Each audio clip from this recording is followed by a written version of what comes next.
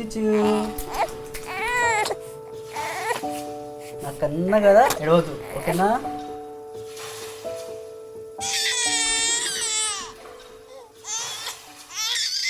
జో జో జో జో జో జో ఏడో.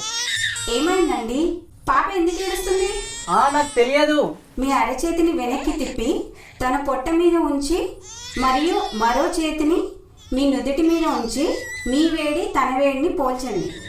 లత, కొంచెం చల్లగా ఉంది. ఇప్పుడు నేను ఏం చేయాలి? నేను జోకొడుతున్నాను కానీ ఇంకా ఏడుస్తుంది. కొంచెం నువ్వు వస్తావా? అబ్బా, నేను తలస్నానం చేస్తున్నాను, అయినా అసలు ఎందుకు ఏడుస్తుంది? కొంచెం మీరు చూడొచ్చు కదా. అదే మనకి నర్సు వివరించి చూపించింది కదా. ఓ కేఎంసీయా? అవును, అదే. మీకు గుర్తుందా? నాకు కొంచెం గుర్తుంది లత. నేను మీకు వివరిస్తాను. మొదట సౌకర్యంగా ఒక చోటు చూసుకొని కూర్చోండి. మీ వెనుక భాగం ఆనుకోవడానికి ఉండేలాగా ఉండాలి, చూసుకోండి.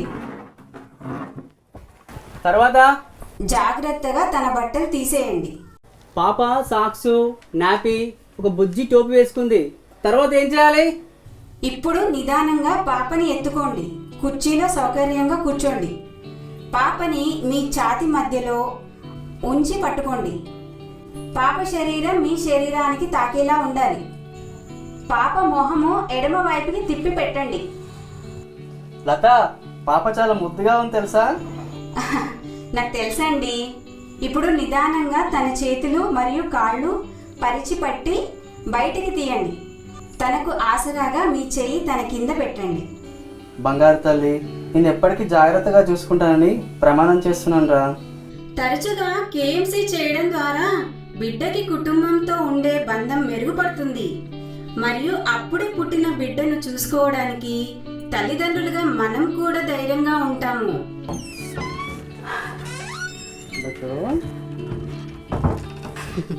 ఇప్పుడు మరింత మద్దతు కోసం మిమ్మల్ని పాపని బట్టతో చుట్టేస్తాను.